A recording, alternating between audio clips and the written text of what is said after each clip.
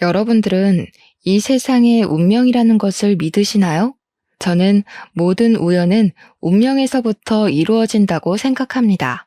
제 인생에 귀인인 사람도 있고 두 번 다신 마주치고 싶지 않은 악인인 사람들도 분명 존재한다고 생각해요. 저는 제 운명을 바꿀 여러 우연들을 만났고 그로 인해 제 인생이 많이 달라졌다고 생각하고 있습니다. 20대 중반부터 이어져 온 인연이 40을 훌쩍 넘긴 지금까지도 이어지고 있다고 생각하니 참 신기할 따름입니다. 저는 딸아이 하나를 낳고 열심히 키우고 사랑해주면서 하루를 보내고 있는 40대의 아줌마입니다. 세월이 이렇게 흘렀나 하고 문득 제 인생을 돌아보다가 사연을 쓰게 되었습니다. 첫 번째로 제가 만난 인연은 정말 우연하게도 이루어졌습니다. 27살 때 일이었는데 저는 의대를 졸업하고 어느 동네 내과를 개원해서 진료를 보고 있었습니다. 동기들이 대학병원에서 레지던트를 할 때 저는 밤낮 없는 레지던트 생활이 너무나도 싫어서 개원을 하게 되었네요. 동네 어르신들이 주로 이용하시는 병원이라 항상 친절함을 가득 안고 있어야 했지만 잠 못 자고 연구하고 수술하는 것보단 훨씬 편했습니다. 개원한 내과가 제가 살고 있는 동네에서 개원을 한지라 차를 끌고 다닐 필요가 없어 보통은 걸어 다녔었거든요. 그런데 그날은 제가 하필 퇴근 후에 동기들끼리 가벼운 자리를 하기로 했던 터라 차를 끌고 출근을 하게 되었습니다. 걸어서 코앞인 곳을 차를 타고 가려니 큰 길을 돌아서 가야 하더라고요.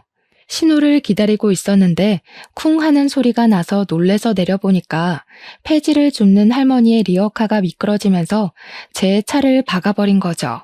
뒷범퍼가 살짝 찌그러졌더라고요. 문제는 차가 부모님께서 저 개원했다고 큰맘 먹고 사주셨던 외제차였거든요. 의사딸. 당당하게 다니라고 비싼 차 한 대 사주시겠다고 하셨던 건데 범퍼가 딱 봐도 눈에 띄게 찌그러졌습니다. 할머니께서 잘은 모르지만 이거 비싼 차 아니냐고 우왕좌왕 주머니에서 꼬깃꼬깃 1,000원짜리 뭉치를 막 꺼내주시는 거예요. 일단 이거 먼저 받으라고 수리비는 어떻게 해서는 갚을 테니까 기다려달라고 꼭 갚겠다고 약속을 막 하시더라고요. 수리비는 둘째치고 제가 사실 첫 차라서 이리저리 긁어먹은 게 한두 개가 아니긴 했거든요. 그래서 할머니에게 괜찮으니까 그냥 가시라고 제가 알아서 수리를 하겠다고 말씀을 드렸죠. 그러자 할머니께서 어떻게 그냥 가겠냐고 그럴 수 없다며 번호라도 알려달라고 발을 동동 구르시더라고요. 휴대폰도 없으신 건지 종이를 저한테 주시면서 번호 빨리 적어달라고 하시는데 괜찮다고 몇 번이나 사양을 했어요. 거리에 무작정 차를 세워두고 실랑이를 벌일 수가 없으니까 차를 막 보여드리면서 여기 보이시죠? 제가 다 긁어먹은 거라고 말씀을 드렸죠. 수리하는 김에 제가 알아서 하면 되니까 그냥 가시라고 진짜 괜찮다고 일부러 더 호탕하게 이야기를 했어요. 그래도 계속 우기고 버티시길래 저쪽 골목 안에 있는 내과 의사라고 지금 출근해야 하니까 나중에 음료수나 한 병 사들고 놀러 오시라고 말씀을 드렸습니다. 저한테 고맙다고 고개를 숙이면서 인사를 하시는데 마음이 좀 씁쓸했어요. 정말 괜찮으니까 다음에 꼭 한번 병원 오시라고 말씀을 드리고는 저는 그래도 출근을 했습니다. 그렇게 한 일주일이 지났나? 그 할머니께서 정말로 병원에 찾아오셨습니다.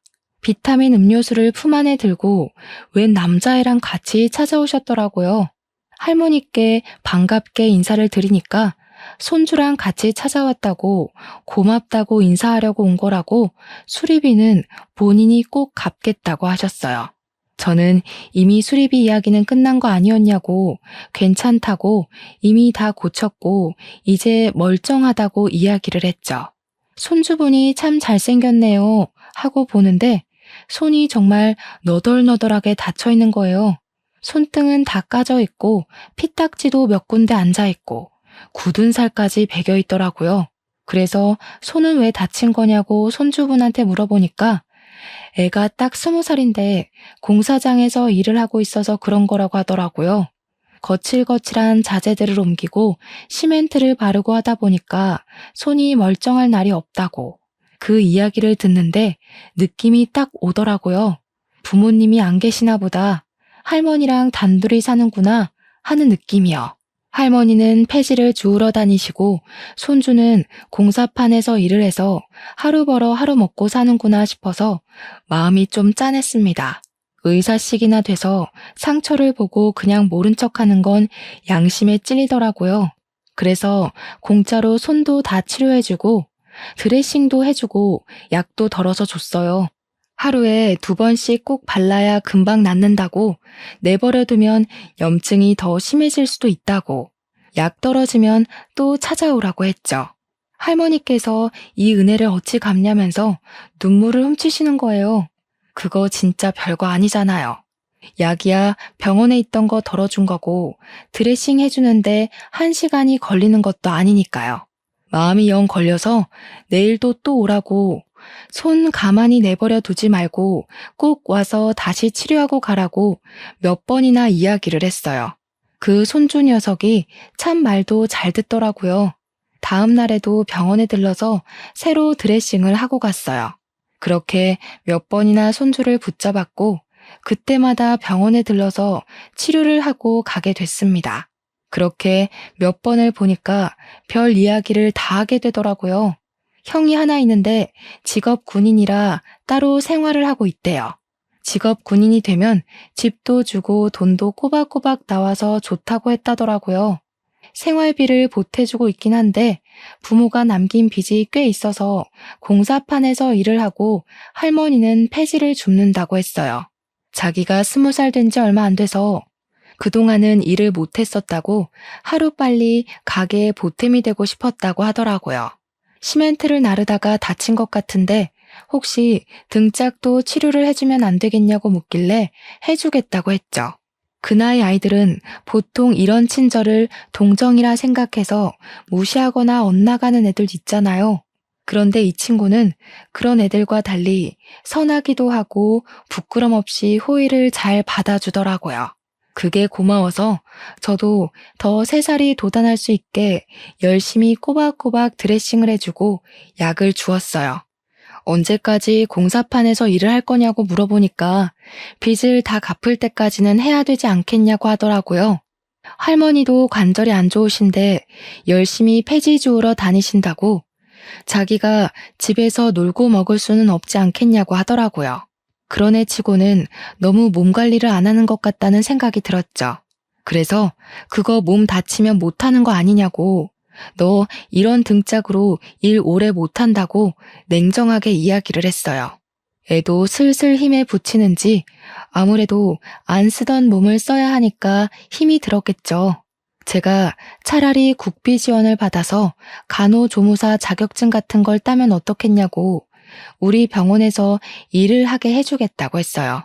생판 모르는 남이고 제가 원래 뭐 동정심이 강하고 그런 성격도 아닌데 얘한테는 정도 가고 도와주고 싶은 그런 마음이 생겼어요.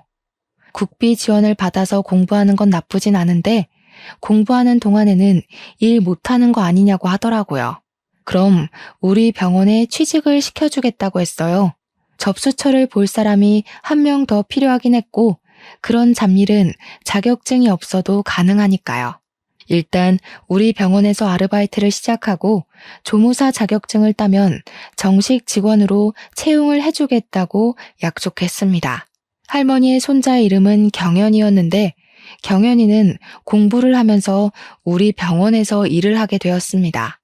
애가 착하고 싹싹해서 그런지 병원에 있는 다른 간호사들이 참 예뻐해줬어요. 틈틈이 조무사 자격증을 따겠다고 공부를 하는 걸 보면서 직원들도 이런 거 저런 거 막 알려주기도 했고요. 병원에 방문하시는 환자분들도 훤칠한 미남이 친절하기까지 하다고 칭찬이 자자하셨죠. 그렇게 1년을 꼬박 보낸 뒤 정말로 간호조무사 자격증을 당당하게 따냈고 경연이는 우리 병원 정식 직원이 되었습니다. 동네 내과였지만 좋은 장비를 부모님께 지원받은 덕에 초음파 진료도 했고 내시경도 했기에 환자가 꽤 많았거든요.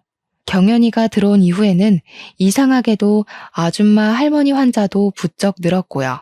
이게 바로 얼굴의 힘인가?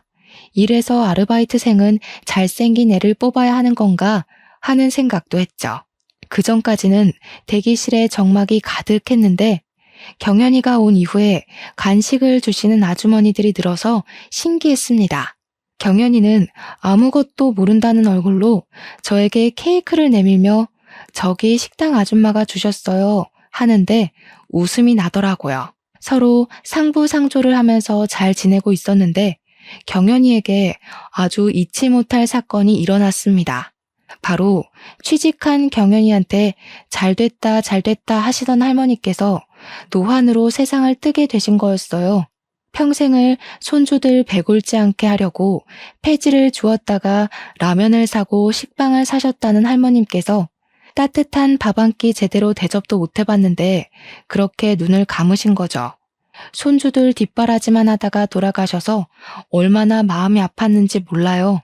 당연히 우리 직원들 전부 다 상갓집에 갔고요. 우는 경연이를 온 마음 다해서 모두가 위로를 해주었습니다. 경연이 옆에는 처음 보는 남자가 떡하니 서 있었는데 경연이랑 조금 닮은 듯 하면서도 훨씬 잘생기고 키도 큰 사람이었어요. 고놈 참 듬직하네 하고 보고 있는데 갑자기 경연이한테 형이 하나 있었다는 게 생각이 나더라고요. 직업 군인이라던 그 형이구나 하고 보니까 생긴 게 군인처럼 각이 딱 잡혀있긴 하더라고요. 경연이한테 듣기로는 저보다 1살 어리다고 했었는데 실제로 보니까 어려 보이지 않았어요. 제가 너무 빤히 쳐다본 건지 경연이 형이 저한테 의사 선생님이시죠? 하면서 인사를 건넸습니다. 우리 경연이 바로 잡아주셔서 고맙다고 할머님이 그렇게 칭찬을 하셨다고 감사하다고 하더라고요. 그때도 저는 경연이의 형한테서 시선을 떼지 못했어요. 제가 지독한 외모지상주의거든요. 한눈에 반해버리고 만 것이죠. 할머니랑 가끔 통화할 때마다 제 이야기를 그렇게 했었다면서 은인이라고 했다고 계속 감사하다고 인사를 전하는데 귀에 들리지가 않더라고요. 은인이고 나발이고 너무 잘생겼다 하면서 혼자 속으로 생각을 하고 있었죠. 저한테 자기가 타지에서 혼자 생활을 하는 동안 동생이랑 할머니를 잘 챙기지 못해서 늘 마음이 무거웠었다고 하더라고요. 근데 제 덕에 경연이가 취직도 하게 되고 전문 자격증도 따게 돼서 기쁘다고요. 그때 제가 어떤 용기가 샘솟았는지 모르겠는데 고마우면 나중에 밥이라도 한 끼 사세요 하고 말했어요. 순간 말을 뱉어놓고도 어머, 내가 지금 뭐라고 한 거지?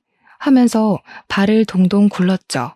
경연이 형이 저를 보더니 꼭 밥 사겠다고 웃으면서 알겠다고 하더라고요.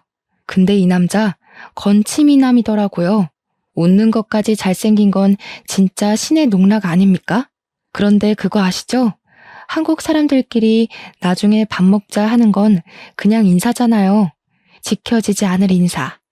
저한테 고맙다, 은인이다 하는 와중에 밥 사라고 하면 당연히 알겠다고 하지 싫은데요? 하겠어요?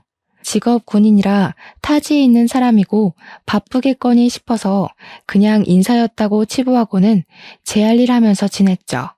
다행히 경연이는 장례가 다 끝난 뒤 딱 이틀 쉬고 다시 돌아와서 일을 하고 있었고요. 몇 주가 흐른 뒤 병원에서 진료를 보고 있는데 다음 환자분 이름이 뭔가 낯이 익더라고요. 김경우. 경우가 누구지 하고 있는데 경연이네 형이 딱 들어오더라고요. 저한테 잘 지냈냐고 요즘 머리가 아파서 잠을 잘 수가 없어서 약이라도 타고 병명이라도 알고 싶어서 찾아왔다고 하더라고요. 내과는 속을 보는 곳이지 머리를 보는 곳은 아니니까 약간 황당스러웠죠. 여기 내과인데요? 하니까 경우 씨가 감기 같아서요 라고 하더라고요. 그래서 바로 열도 재고 귀도 보고 코도 보고 입도 봤는데 멀쩡했어요. 증상이 하나도 없길래 너무 멀쩡하시다고 이야기를 했죠. 그러니까 저를 보고 막 웃어요.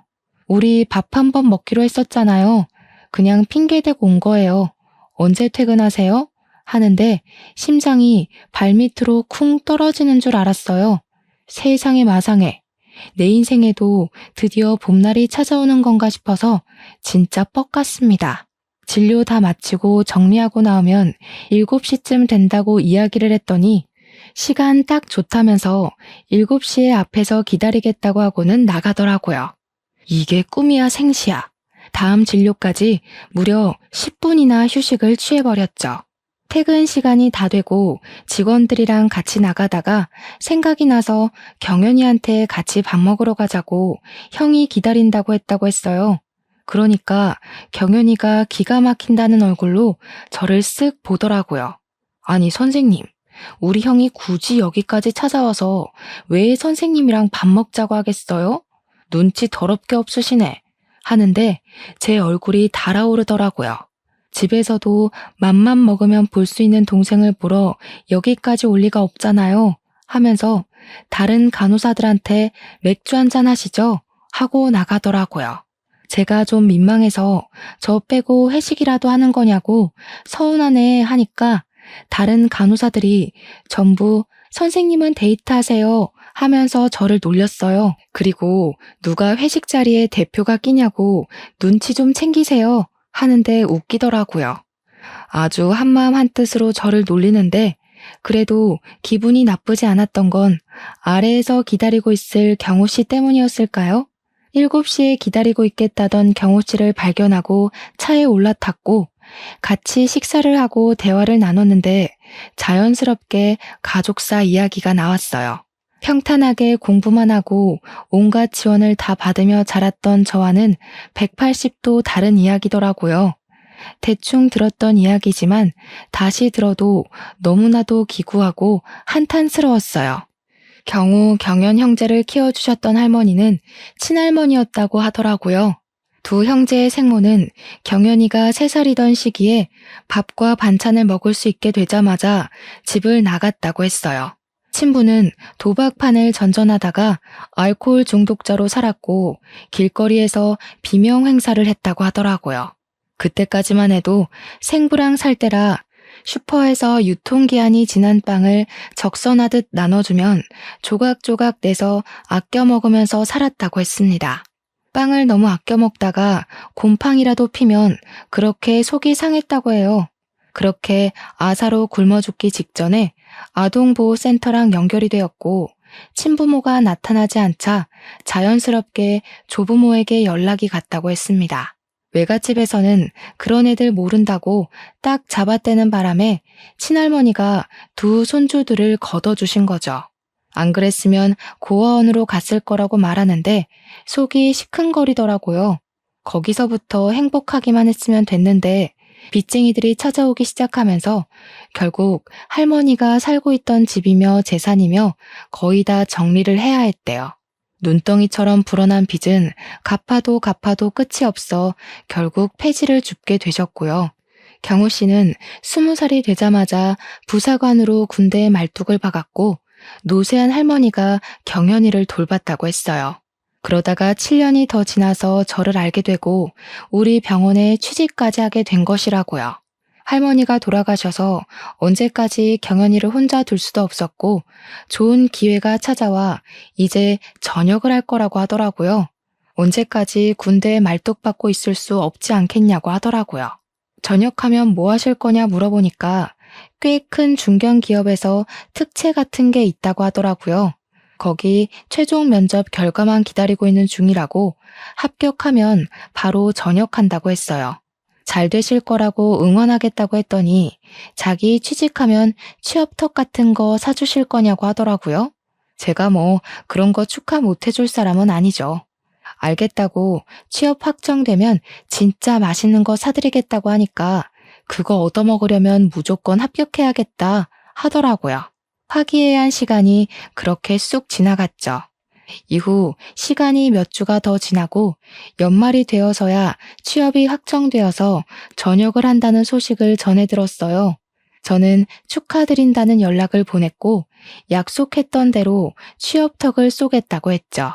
어김없이 퇴근 후에 만나서 취업턱으로 정말 맛있는 소고기를 사주니까 첫 월급을 받으면 기념으로 자기가 밥을 사겠대요. 그래서 제가 웃으면서 첫 월급 기념으로는 밥 말고 영화 보면 어때요? 하고 물어봤더니 좋대요. 사실 제가 PC방을 가자고 했어도 좋다고 했을 것 같아요. 나이 30을 코앞에 두고 참 풋풋하지 않았나요? 첫 월급은 새해가 지나서 받게 되었고 나이 30에 경호 씨와 연애를 시작하게 되었습니다. 우리는 서로에 대해 잘 알고 서로에게 의지를 하면서 행복한 시간을 보내고 있었습니다. 연애를 2년쯤 했을 때 우리 집에서도 저에게 결혼을 하는 것이 어떻겠냐고 슬슬 압박이 들어오기 시작했어요.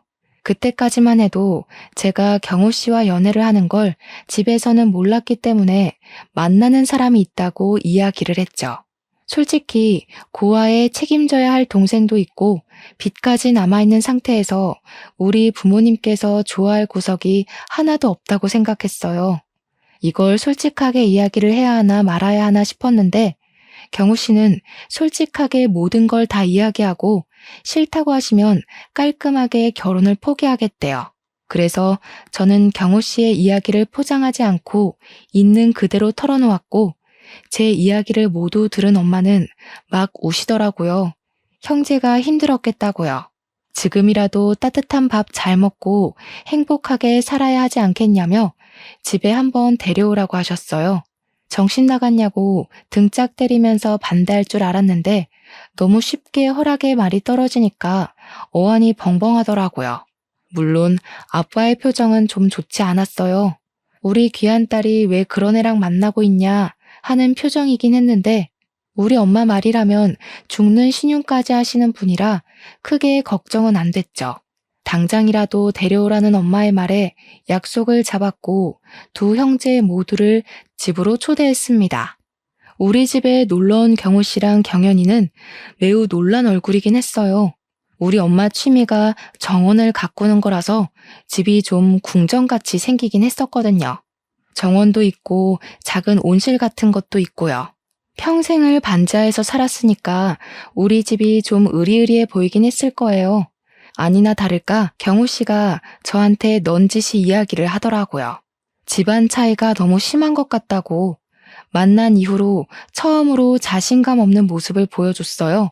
우리 집에서 그런 거 신경 쓰는 사람 하나도 없다고. 결혼하자고 제가 먼저 프로포즈를 했다니까요. 경연이는 넉살도 좋게 우리 부모님한테 어머니 아버지 하면서 이제 부모님이라고 생각해도 되겠냐고 엄청나게 외향적인 모습을 보여줬어요. 원래 그런 게 장점이 나이니까 그러려니 했지만 경우 씨는 그런 동생의 모습에 적응을 못한 얼굴이더라고요. 결혼식을 마치고 신혼집으로 입주를 할 때 당연히 경연이를 데리고 살 생각으로 집을 꾸며놨는데 부모님이 학을 떼시더라고요. 어디 신혼부부가 사는 집에 시동생까지 데리고 사냐면서 경연이를 본가에 데리고 와서 살 생각이라고 하셨습니다. 제가 더 놀래서 왜 그러시냐 했더니 하나뿐인 딸이 시집 가니까 외롭고 적적해서 그런다면서 경연이가 우리 아들이나 다름없잖아 하시더라고요. 엄마야 그렇다 치지만 아빠까지도 우리 아들 하는데 영 어색해가지고 알겠다고 했죠. 신혼부부 사이에서 눈치 보면서 지내는 것보다야 부모님이랑 지내는 게 경연이도 더 편할 것 같다고 생각이 들어서요. 경연이도 어찌나 우리 부모님을 잘 구워 삶았는지 저보다 더 친자식처럼 허물없이 지내더라고요. 그렇게 온 가족이 더할 나위 없이 행복하구나 하면서 지내고 있었는데 더 큰 축복이 저에게 찾아왔습니다. 나이 34살에 임신을 하게 된 겁니다. 뱃속에 자리 잡은 딸은 무럭무럭 건강하게 자랐고 친정이며 경연이며 남편이며 할 거 없이 제 발이 땅에 닿을 일이 없게 만들어주셨어요.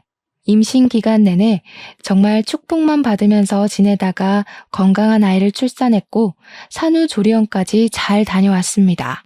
조리원에서 나오니 엄마가 산후조리사까지 집으로 보내주셔서 정말 아이의 예쁜 모습만 보면서 몸조리를 푹 쉬면서 할 수 있었어요. 몸조리를 잘하고 나니까 병원 일 하는 것도 하나도 버겁지 않았고 무엇보다 경연이랑 같이 일을 하니까 편하더라고요. 집에 무슨 일이 생기면 경연이가 대신 가서 처리도 해주고 남편도 월급을 따박따박 잘 벌어오고요. 빚도 다 갚았고 행복하다 싶은 순간 남편이 대기업에서 스카우트 제의를 받게 되었습니다. 영업직이던 남편을 눈여겨본 대기업에서 좋은 연봉과 조건으로 남편에게 이직 제의를 한 것이었죠. 남편은 다니던 회사에 사직서를 내고 마지막 출근하는 날 송별회를 하고 집에 돌아온다고 했어요.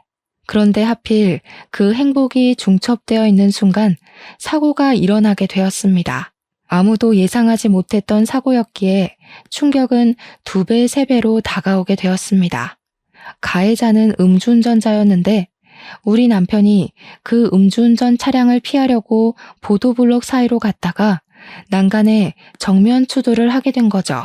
그 바람에 온몸 성한 데 없이 뼈가 다 으스러졌고 남편은 그 자리에서 눈을 감게 되었습니다. 병원에서도 상당히 고통스러웠을 거라고 이야기를 하는데 현실감이 없어서 눈물도 나지 않더라고요. 이게 꿈인지 생시인지 영안실에 안치된 남편을 보는데 정말 아무 소리도 나오지 않았어요. 심지어 어린이 보호구역에서 난 사고라 가해자는 법의 심판을 받게 되었습니다. 음주운전까지 가중처벌이 되었는데도 고작 징역 2년밖에 나오지 않았지만요. 그 와중에 가해자 부모는 재수없게 거기에 사람이 지나가고 있어서 난 사고라고 치부를 하는데 그 말을 듣는 순간 억울하게 눈을 감은 남편이 생각나서 눈물이 뚝뚝 떨어지더라고요. 어떻게 내 아이의 아빠를, 내 남편을 죽여놓고도 저렇게 뻔뻔한 소리를 하는지 어이가 없었어요. 몇 개월이라는 시간이 지난 와중에도 저는 남편을 한시도 잊어본 적이 없습니다. 병원 일을 어떻게 했는지, 시간이 어떻게 흘렀는지 가늠이 가지 않을 정도였습니다. 수척해진 저를 보다 못한 부모님께서 집으로 불러들이셨고 저는 아이와 함께 친정에서 생활을 하게 되었습니다. 신혼집을 울면서 정리를 하고 부모님과 경연이 그리고 제 딸까지 5명이서 함께 생활을 하게 되었죠. 그래도 가족들이 옆에서 힘이 되어주니까 점점 회복이 되더라고요. 시간이 약이라는 말을 실감하는 순간이었습니다. 그렇게 한 4년을 일에 미친 사람처럼 살았습니다. 하루 종일 병원에 있다가 저녁에는 아이와 함께 시간을 보내면서요. 경연이는 저 때문에 본인의 하나뿐인 가족을 잃었지만 티를 내지도 못하고 오히려 더 밝은 척 지냈어요. 제가 너무 무너져서 나는 슬퍼하면 무너지면 안 된다고 다짐하며 하루하루를 힘겹게 보냈다고 나중에서야 이야기하더라고요. 4년이라는 시간이 길어 보이지만 한 사람을 잊기에 충분하진 않은 시간이었죠. 보다 못한 부모님께서 저에게 선자리를 하나 들이미셨고 엄마가 다니는 모임에서 알게 된 분의 아들이라고 했습니다. 제 눈치를 슬쩍 보시면서 돌싱이고 직업도 변호사고 나이도 39살 동갑이라고 한번 만나보라고 하시는데 경연이도 옆에서 부추기더라고요. 선생님, 한번 만나봐요. 우리 형보다 훨씬 좋은 사람일지 어떻게 알아? 하는데 참으로 제 마음을 설명할 방법이 없더라고요. 남편이 죽은 뒤로 경연이는 저에게 형수라는 말을 한 번도 한 적이 없었어요. 가족들이 한 번만 만나보고 결정하라고 저의 등을 떠미는데 싫다고 할 수도 없고 그래서 알겠다고 하고 선자리에 나갔습니다. 그런데 제가 선자리에 나가는 날 엄마가 나가려는 저를 붙잡고 뜨뜻미지근한 표정으로 이야기를 하더라고요. 딱 봐서 생긴 게 별로거나 말하는 게 별로면 그냥 나오라고요. 등을 떠밀 땐 언제고 저런 이야기를 하니까 이상하더라고요. 알겠다고 대충 대답하고 자리에 나가서 남자를 만났는데 39살에 꽤 유명한 로펌에 다니는 변호사였고 매너도 좋았습니다. 당연히 저에게 애프터 신청까지 했고요. 나이가 나이인지라 적당히 조건만 맞으면 결혼도 빨리 하고 싶다고 하면서 제 아이가 5살인데 아빠라는 존재를 빨리 인식하는 게 좋지 않겠냐고 했어요. 어릴 때부터 친해져야 나중에 커서도 어색함이 없을 것 같다고 먼저 말을 하더라고요. 집으로 돌아와서 엄마가 궁금했는지 어땠어? 하고 물어보는데 그냥 솔직하게 이야기를 했죠. 매너도 좋고 생긴 것도 괜찮은데 결혼을 서두르려고 한다고 했죠. 뭐 조건만 맞으면 빨리 결혼하는 게 애한테도 좋지 않겠냐고 하더라. 하니까 경연이가 듣고 있다가 맞는 말이지 하면서 고개를 끄덕이대요. 자기는 독립할 준비 다 됐다고 눈치 안 봐도 된다고 하는데 우리 아빠가 대뜸 버럭하는 거예요. 아들 삼으라더니 어딜 가려고? 경연이 너 결혼하기 전까지 독립은 안 돼? 하고요. 언제는 싫다더니 엄마랑 저는 황당했죠 뭐. 그렇게 그 남자랑 몇 번 더 만나고 저한테 하루빨리 대답해줬으면 좋겠다면서 자기랑 결혼할 마음이 있냐고 보채더라고요. 아직 확답은 못하겠다고 하니까 일단 같이 살아보고 결정하는 건 어떠냐요? 동거부터 하자는 말이 영 거슬리더라고요. 너무 서두르니까 수상하기도 하고요. 며칠 전부터 경연이가 그 남자 계속 만나고 있냐고 물어보는데 표정이 영 별로여서 신경 쓰이기도 했고요. 엄마까지도 별로면 빨리 그만두라고 하는데 선자리까지 주선해놓고 왜 저러는지 영 이해가 안 갔습니다. 남자한테도 저는 결혼까지 바로 결정하는 건 좀 아닌 것 같다. 동거도 그렇고 애가 받을 상처도 걱정된다고 했죠. 애는 친정에서 잠깐 봐주면 되는 거 아니냐면서 3개월만 살아보고 결혼하자고 이야기를 하더라고요. 제 의견과 상관없이 이미 자기가 다 정해놓은 듯한 기분이 들어서 그만둬야겠다 싶었습니다. 우리는 잘 안 맞는 것 같네요. 다른 사람을 찾아보세요 하니까 성질을 갑자기 버럭 내는데 놀랐어요. 5번이나 만났는데 자기를 가지고 논 거냐면서 씩씩거리더라고요. 이 사람 분노 조절 장애가 있나? 그래서 이혼을 당했나? 싶어서 물어봤죠. 근데 이혼은 왜 하신 거냐고요? 진즉 물어봤어야 했는데 조금 늦은 감이 있긴 했지만 지금이라도 알아야겠다 싶었어요. 이 남자가 갑자기 자리에 털썩 앉더니 죽었습니다. 이러는 거예요. 자기 와이프는 사고로 세상을 떠났다면서 자기랑 싸우다가 집 밖으로 뛰쳐나갔는데 하필이면 그때 차가 지나갔대요. 사각지대였던 터라 사람 튀어나오는 걸 못 보고 그냥 치고 갔다며 횡단보도가 아닌 길이어서 가해자는 처벌도 받지 않았다고 하더라고요. 그 말을 듣는데 마음이 좀 불편했어요. 분노 조절 장애라고 의심해서 미안하기도 했고요. 제 손을 딱 잡으면서 그러는 거예요. 제가 너무 마음에 들어서 조급한 마음에 그랬다고. 동거 이야기는 있고 몇 번 더 만나보고 결정하자고 하더라고요. 그렇게 5개월을 더 만났고 연애를 건너뛰고 결혼을 하기로 약속했어요. 수입도 안정적이고 일단 같은 아픔이 있어서 그런 건지 마음이 동하더라고요. 거기다가 제 딸한테 무척이나 잘해줬던 모습이 크게 와닿았어요. 아무래도 딸한테는 아빠가 있는 게 훨씬 더 좋을 테니까 그런 생각이 저를 지배하게 된 거죠. 양가의 이야기를 하고 둘 다 재혼인 터라 결혼식은 생략하기로 했습니다. 그냥 가족들끼리 밥이나 한 끼 먹으면서 혼인 서약만 하기로 하고 그렇게 다 정한 뒤 집으로 돌아와 잠을 자는데 그날 저녁에 꿈에서 남편이 나타난 거예요. 꿈에 단 한 번도 나타나지 않았던 그 사람이 아무 말도 없이 저를 보면서 고개만 절레절레 흔들고 있더라고요.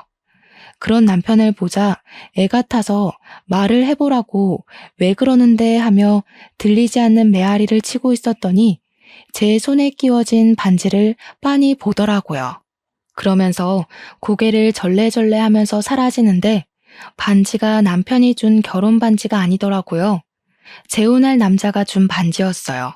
아, 이거 결혼하지 말라는 이야기구나 하는 순간 잠에서 깼습니다. 아침 먹으러 나오라는 소리에 주방으로 가니까 다들 자리에 앉아 있더라고요. 찝찝한 마음에 이 꿈 이야기를 할까 말까 고민을 하다가 다 같이 밥 먹는 자리에서 솔직하게 이야기를 했습니다.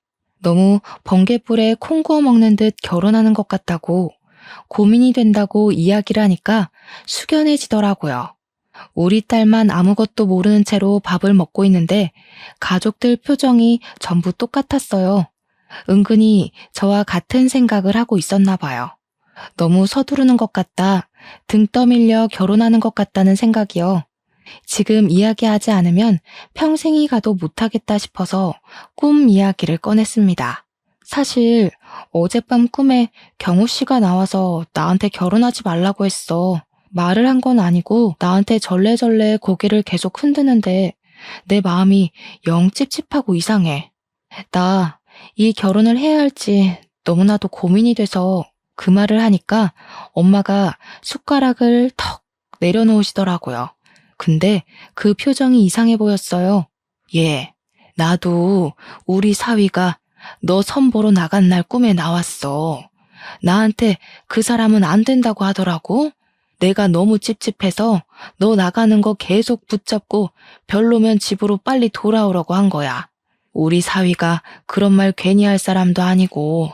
근데 꿈이라서 그냥 내가 노망이 났나 했지. 아니, 나만 그런 꿈을 꾼 게 아니었단 말이야? 나도 사위가 나오는 꿈을 얼마 전에 꿨는데 나한테 안 돼, 안 돼 하고 소리를 치더라고. 나는 또 로또 사지 말라는 꿈인 줄 알고 대수롭지 않게 생각했지. 엄마와 아빠, 그리고 저의 시선은 몽땅 경연이에게 쏠렸어요. 우리 가족에게 모두 나왔으니 당연히 경연이 꿈에도 찾아왔을 거라고 생각했죠. 경연이가 입을 떡 벌리더니 자기도 꿈에 형이 나왔다고 이야기를 하더라고요. 형이 나한테는 그 남자를 우리 가족으로 받아주면 안 된다고. 우리 꿈에 전부 죽은 남편이 나왔으니까 너무나도 찝찝하잖아요. 이건 예산 일이 아니라고 아빠는 당장 그 남자에 대해 알아봐야겠다고 했어요. 뒷조사라도 해봐야지 이 상태로는 죽어도 결혼 못 시킨다고. 아무리 미신을 안 믿는 집안이라지만 이 정도면 믿어야 하는 거 아니냐고 했습니다. 엄마도 계속 찝찝해하면서 결혼을 지금이라도 미루자고 이야기를 하자고 했어요. 제 손은 그때부터 덜덜 떨리기 시작했습니다. 아빠가 후배에게 뒷조사를 맡긴 동안 시간은 속절없이 흐르고 약속했던 혼인을 서약하는 날이 다가오고 말았어요. 미루자는 말에 남자는 화를 내면서 자기를 못 믿는 거냐고, 미루기만 해서는 되는 일이 없다고, 언제까지 미루냐고 화를 냈죠. 어떻게 하나 갈팡질팡하는 사이에 아빠의 후배가 집으로 찾아온 거예요. 아빠한테 선배, 이 새끼 누구예요? 하면서 수상한 게 한두 개가 아니라서 조사하는데 오래 걸렸다고 하더라고요. 이 후배란 사람이 아빠랑은 고향 선후배 사이인데 경찰이라고 하더라고요. 아빠가 빨리 이야기 좀 해보라고 답답하다고 하니까 후배라는 분이 하는 말이 아주 기함을 토하게 만들었습니다. 전 부인 사망사고 알죠? 교통사고로 처리가 되긴 했는데 영 이상하단 말이야. 단순 교통사고로 마무리가 됐는데 그 사건을 담당했던 형사가 그 사건 이후에 로또라도 당첨된 건지 집도 이사가고 차도 바꾸고 경찰도 그만뒀대. 여기서부터 냄새가 폴폴 나더라. 그뿐만이 아니라 교통사고 가해자도 엄청 빵빵한 로펌에서 변호를 해가지고 징역도 안 살고 집행유예 받았거든? 근데 그 로펌이 지금 이 새끼가 다니는 로펌이다 이거야. 그리고 전 부인이 뛰쳐나왔다고 한 것도 CCTV 자료 보니까 너무 이상해. 사각지대라 튀어나오는 것만 보이는데 말대로 뛰쳐나온 게 아니라 밀쳐진 것처럼 뒤로 밀려서 나오더라니까. 그러니까 자기 발로 뛰어간 거면 차량이랑 정면으로 부딪혀야 하는데 등부터 부딪혔다 이거지. 아무래도 보험 사기 같아. 전 부인이 죽기 전에 보험이 15개나 가입되어 있었더라고. 변호사식이나 돼서 보험 사기를 칠 이유가 있나? 그것도 엄청 잘 나가는 로펌 변호사인데. 알아보니까 도박을 했다가 걸려서 벌금을 3번이나 물었더라고. 도박쟁이들이 돈 필요할 때 제3금융보다 더한 사채 이자 써가면서 도박하는 거 알지? 그 빚이 장난 아니게 눈덩이처럼 커진다는 말이지. 하루하루 이자가 불어나는데 큰 로펌 변호사라고 배겨? 그 말을 하는데 진짜 온 가족이 팔을 문질렀어요. 다 같이 소름이 쫙 돋았던 거죠. 이 사건 내가 다시 파보기로 했어. 보니까 보험사에서도 몇 번이나 요청이 왔던 사건이더라고. 총 12개의 보험사에서 보험금이 지급이 됐는데 그중 3군데에서는 아직 지급을 안 하고 미루고 있다더라. 경찰 조사 들어갈 명분이 충분하다고 보여서 내가 윗선에도 이야기해놨어. 이 정도면 혼인 서약이고 나발이고 무조건 도망가야 할 수준이라고 느껴졌습니다. 3일 뒤 우리는 약속대로 혼인 서약을 하기로 한 그 자리에서 파혼을 통보했습니다. 상대방 측에서 길길이 날뛰며 혼인 빙자 사기 아니냐고 이제 와서 이러는 게 어디 있냐고 난리를 치더라고요. 그 자리에 아빠의 후배가 들이닥쳐서 재혼할 뻔한 그 남자를 살인교사 혐의로 긴급 체포했어요. 이게 무슨 일인가 싶어서 상대방 측은 눈만 깜빡거리고 있었고요. 당신 전부인 사고가 아닌 거지? 보험금 노리고 만들어낸 사건인 거지? 어떻게 사람이 그런 일을 벌이고도 뻔뻔하게 고개를 들이밀고 살 수가 있어? 그것도 변호사라는 사람이 한 사람의 목숨을 그렇게 가볍게 여겨도 되는 거야? 범죄를 저지르고도 당당하게 살 수 있는 거야? 그 말에 상대방 측 가족 모두 입을 꾹 다물더군요. 뻔뻔한 족속들. 사람을 그렇게 하나 골로 보내고 잘 살 수 있을 줄 알았던 건지 재혼 상대의 엄마 되는 사람이 사고가 맞는다고 조금 다치게 하려고 한 건데 그렇게 죽을 줄 몰랐다고 놀래서 털어놨죠. 말을 뱉어놓고 나서야 실수인지 알아챈 건지 얼굴이 사색이 되었어요. 아빠의 후배는 당신도 같이 서해 가줘야겠다며 수갑 하나를 더 채웠습니다.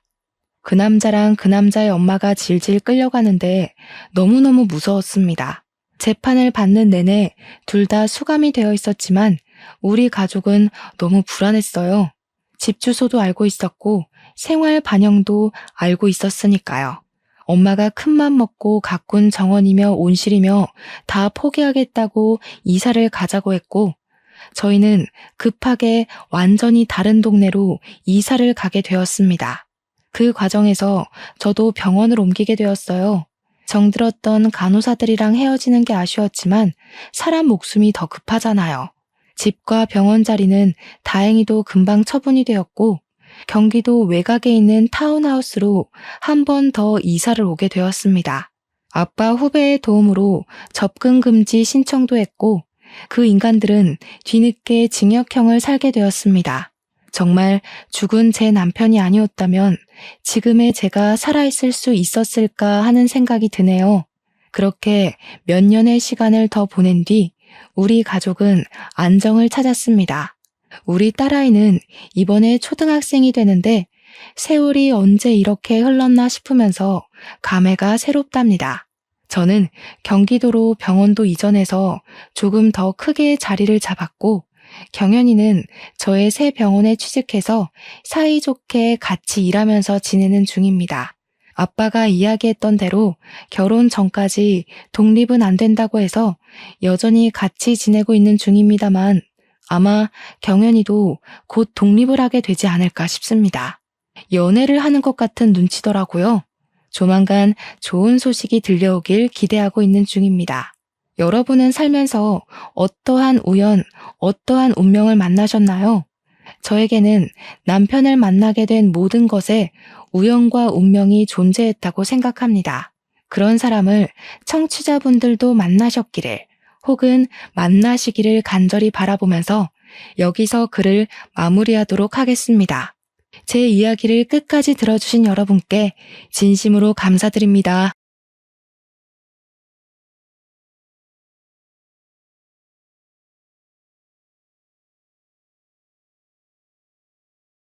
안녕하세요. 저는 40대 초반의 아기 엄마입니다. 몇 년 전 처음 결혼했을 때 일이 떠올라서 이렇게 사연을 올려보게 되었습니다. 세상에 참 각각의 성격을 가진 사람들이 존재하죠. 혹시 아나무인의 극치를 만나보신 적이 있으실까요? 나밖에 모르고 남에 대한 배려는 전혀 없는 그런 사람. 저는 만나본 적 있습니다. 바로 저희 시부모였죠. 부부는 서로 닮는다고 하잖아요. 끼리끼리 정말 잘도 만났구나 하는 생각을 하게 만드는 사람들이었습니다. 어떤 부분이 그렇게 닮았는지 궁금하시죠? 지금부터 치가 떨렸던 우리 시부모의 이야기를 시작해 보도록 하겠습니다. 사연은 시간을 거슬러 올라 저와 남편이 연애하던 시절부터 썰을 풀어볼까 합니다. 제가 남편이랑 연애할 때 남편을 조금 이상하게 생각했던 부분이 있었습니다.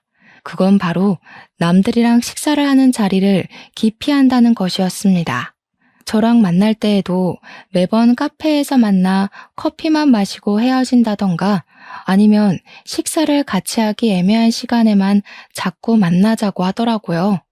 오후 2시, 저녁 8시, 점심때가 애매하게 빗나가고 저녁을 먹기엔 부담스러운 시간일 때 말이죠. 연애 초반에 저랑 밥이라도 한 끼 먹으면 큰일 나는 사람처럼 굴면서 밥을 먹지 않고 헤어지는 겁니다.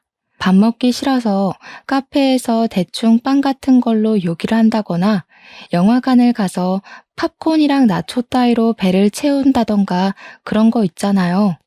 연애 초반에는 오죽하면 다이어트를 심하게 하나? 왜 밥을 안 먹지? 하는 생각을 하게 만들었어요. 아니면 나보고 살을 빼라고 일부러 눈치를 주는 건가 싶기도 해서 나중에는 몇 번이나 물어봤는지 모르겠습니다. 혹시 내가 뚱뚱하다고 생각해? 아니면 자기 살 빼는 중이야? 왜 밥을 안 먹어? 하면서 말이죠. 처음에는 그런 거 아니라고 대충 얼버무리더니 나중에 돼서야 솔직하게 이야기를 해주더라고요. 우리 남편이 타인이랑 같이 식사를 하는 걸 극도로 싫어하는 이유가 바로 시부모 때문이었다 이 말이었죠. 시부모의 식사 예절이 정말 개차반 중에 개차반이라서 우리 남편이 극도의 혐오를 하게 된 거죠. 다른 사람이랑 밥 먹다가 자기도 모르게 시부모의 개차반 같은 모습이 나올까봐 스스로를 검열하기 시작했대요. 가족이니까 아무렇지 않게 했던 행동이 남들에게는 이상하게 비추어질 수 있잖아요. 오죽하면 저랑 연애를 시작하고 6개월 정도 저랑 같이 밥을 먹은 적이 없으니까 얼마나 식사 자리를 꺼려 하는지 이해가 가시겠죠? 물론 지금이야 같이 살고 있으니 서로의 식습관을 지적해주고 고쳐나가고 그렇게 부대끼고 있긴 하지만요. 시부모 때문에 타인이랑 같이 밥을 먹지 않는다는 강박을 제가 어떻게 알게 되었는지 궁금하지 않으신가요? 제가 6개월 내내 밥 먹자 타령을 하다가 열이 받아서 우리 집으로 그냥 끌고 들어와 밥상을 차려버렸습니다. 제 자취집에 처음 놀러 온 날 손님을 불러다 놓고 밥부터 차리고 있으니까 남편이 무척이나 황당해했어요. 그날도 처음에는 저랑 같이 밥을 먹지 않으려고 밥을 먹고 와서 배가 부르다고 거짓말을 친 거 있죠? 제가 박박 우겨서 또 먹으라고, 오늘은 밥 먹으라고, 내 앞에서 숟가락 당장 들으라고 화를 내니까 그제야 수저를 들더라고요. 근데 너무 깔끔하게 잘 먹고 식사 매너 또한 기가 막히게 좋았거든요. 도무지 왜 타인이랑 밥을 먹지 않는 건지 궁금해서 뭐가 문제라서 밥을 먹는 걸 싫어하냐고 물어봤어요. 그랬더니 시부모 때문에 수치스럽다면서 밖에서 남들이랑 같이 밥을 안 먹는다는 겁니다. 처음에는 다 큰 성인들끼리 밥 먹다가 수치스러울 일이 뭐가 있어서 그런가 싶어서 시부모가 반찬 투정이 심하냐고 물어봤죠. 저를 쓱 보더니 차라리 그런 거면 아무렇지도 않을 거라고 하더라고요. 저한테 눈으로 직접 보지 않는 이상 절대로 이 기분 공감해 줄 수 없을 거라면서 이야기를 시작했어요. 알고 보니까 시부는 밥 한 술 뜨고 트림 꺽 하면서 상대방을 배려할 줄 모르고 밥을 먹는 사람이었고요. 시무는 밥 먹는 내내 반찬이며 국이며 침 묻은 수저로 회회에 저으면서 온갖 반찬을 뒤적거리는 사람이래요. 진짜 같이 밥이라도 한 끼 먹으면 밥맛이 떨어지고 비위가 상해서 목구멍으로 쌀알이 넘어가질 않는다는 겁니다. 혹시라도 한평생 그런 걸 보고 자라서 그런지 자기도 모르게 똑같은 짓을 할까봐 혹은 같이 식사하는 상대라 그런 모습을 보여줄까봐 식사 자리가 싫다는 겁니다. 밥은 그냥 혼자 먹는 게 제일 편하다면서 저랑도 같은 이유로 밥을 먹지 않았던 거래요. 저는 솔직하게 물어봤죠. 나 밥 먹는 거 보니까 어떤 거 같냐고. 나도 똑같이 거슬리는 행동을 한 게 있냐고요. 그랬더니 고개를 저으면서 없다고 괜찮다고 하더라고요. 저는 웃으면서 대꾸했죠. 뭐 앞으로 우리 맛집도 좀 찾아다니고 배골지 말고 데이트하자고요. 그동안 당신 만나면서 너무 배가 고팠다고 하루 종일 굶는 날도 있어서 살까지 다 빠진 것 같다고 투정을 부렸어요. 그제야 머리를 긁적이면서 미안했다고 앞으로는 잘 먹고 잘 다니자고 했어요. 그 뒤로는 뭐 애매한 시간에 만나서 굳이 밥을 피하는 일도 없어졌고 데이트도 잘했죠. 그렇게 알콩달콩한 연애를 하고 있는데 어느 날 모르는 번호로 전화가 왔습니다. 처음에는 모르는 번호라 스팸이거나 잘못 걸린 전화겠지 싶어서 받지 않았거든요. 근데 꾸준히 전화가 걸려오더라고요. 회사 사람인가 아니면 집주인이 바뀌었나 싶어서 받았더니 정말 예상하지도 못했던 인물이었습니다. 아무 생각 없이 여보세요 하고 받았더니 임지수 씨 휴대폰 맞냐고 제 이름 석자를 부르더라고요. 맞습니다 하니까 자기가 김영은 엄마라고 소개를 하는데 제 남편 이름이었습니다. 그러니까 연애하던 시절 시모가 남편의 휴대폰을 이리저리 뒤져서 제 번호를 찾아내고는 전화를 건 것이었어요. 만나는 아가씨가 있다는 이야기는 들었는데 소개를 시켜줄 생각이 전혀 없는 것 같아서 마음이 급해서 먼저 전화를 하셨다는 거예요. 아니, 만나는 아가씨가 있으면 재빠르게 집에도 인사를 시키고 해야지. 너도 좀 그렇지 않니? 먼저 인사드리러 오겠다고 연락이라도 했어야지. 저는 솔직히 좀 당황스럽긴 했지만 그냥 제가 생각이 짧았다고 적당히 마무리를 하고 전화를 끊으려고 했어요. 저한테 지금 뭐 하냐고 당장 만나자고 하시길래 놀래서 숨을 헉 하고 들이쉬었는데 그걸 놓치지 않고 지금 나와 하시더라고요. 제가 무슨 일을 하는지도 모르시는지 당연히 평일 낮 시간에 시간이 될 거라고 생각을 하셨나 봐요. 하필이면 그날 월차를 내고 쉬고 있었던 터라 딱히 거절할 말이 생각나지 않아서 알겠다고 하고 시무를 만나러 나갔습니다. 첫 만남이니까 옷이라도 차려입어야 할까 싶어서 너무 꾸민 것처럼 보이지 않는 단정한 차림을 하고 나갔습니다. 저를 보자마자 여기가 진짜 맛집이야 하면서 저를 감자탕 집으로 데리고 가셨어요. 첫 만남에 감자탕 집이라는 게 너무나도 이상했지만 맛집이라고 하니까 그나마 저를 생각해 주신 거라고 마음을 다잡고 식당으로 들어갔습니다. 저를 되게 반갑게 맞아주셨거든요. 그래서 더욱더 태연한 척 굴었습니다.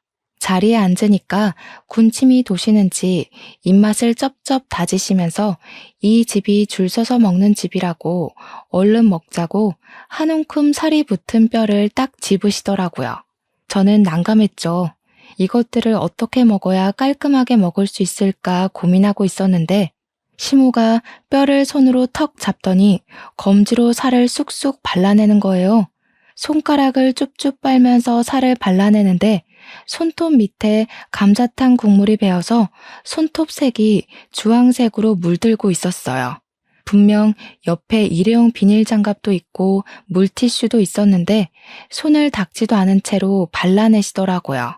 앞접시도 쓰지 않고 밥그릇 위에 살을 수북히 쌓아두더니 침 묻은 숟가락으로 국물을 휘 저어서 밥 공기에 덜어내고 드시더라고요. 물론 잘 드시는 거니까 식성이 좋으시구나 하고 넘어갈 사람도 있을 수 있겠지만 와, 제 눈에는 그냥 개걸스러웠어요. 일주일은 굶은 사람처럼 쩝쩝거리시면서 드시는데 이게 바로 남편이 말하던 그 비위 상하는 행동이구나 싶더라고요. 저는 국물을 떠마실 때 그렇게 큰 소리를 내는 사람은 처음 봤습니다. 침 묻은 숟가락을 탕 그릇 속에 넣고 몇 번을 떠드시는데 이럴 거면 국자랑 앞접시는 왜 존재하나 싶었죠. 순간 비위가 상해서 먹는 둥 마는 둥 하면서 애꿎은 밥 공기만 휘적거리니까 저를 보면서 혀를 끌끌 차시는 거예요. 예, 복 날아간다 복 날아가. 팍팍 먹어야지. 하면서 손가락으로 발라낸 살을 제 밥그릇 위에 떡하니 올리시는 겁니다. 순간 표정이 싹 굳어졌는데 더 큰 난제는 이걸 어떻게 먹어야 하나 하는 거였죠. 거절을 할 수도 없고 그 살코기 조금 떼어서 한 입 쑥 먹고는 숟가락 바로 내려놨습니다. 제가 밥을 먹고 와서 도무지 들어가지가 않네요 하면서요. 더 충격적인 건 그렇게 난장판으로 드신 감자탕을 국물 조금 남았다고 포장을 해서 가시더라고요. 저녁에 물 넣고 한 번 더 끓여 먹으면 간이 딱 맞겠다 하시는데 아, 이래서 남편이 집에서 밥 먹는 걸 싫어하는구나 싶었죠. 제가 멍하니 시모 먹는 걸 보고 있으니까 저한테 웃으면서 우리 아들이랑 먹는 모습도 비슷하다고 하도 꽁꽁 숨기길래 서운할 뻔했다고 하시더라고요.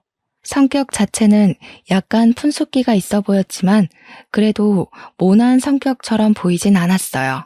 저한테 처음에 여자친구 없는 줄 알고 선자리도 잡아놨었다면서 물어보지도 않은 이야기를 먼저 막 하시는데 진짜 딱 푼수, 말괄량이 삐삐 같은 모습이 보였다고나 할까요? 제가 그냥 웃으면서 잘 만나고 있는 중이라고 하니까 조만간 좋은 소식 기대하겠다고 이 나이 먹도록 만났는데 헤어지면 둘 다 오갈 데 없는 거 알지? 하시더라고요. 그게 또 은근 부담 주는 말 같기도 하고 내 아들이랑 헤어지면 지구 끝까지 쫓아간다 하는 것 같아서 하하 하고 웃고 말았습니다. 시모와 함께 밥을 다 먹고 이걸 남편한테 말을 해줘야 하나 말아야 하나 고민하다가 결국 전화를 해서 말을 해줬더니 남편이 뭐라고 했게요? 와, 밥이 넘어가디? 한마디 딱 하더라고요.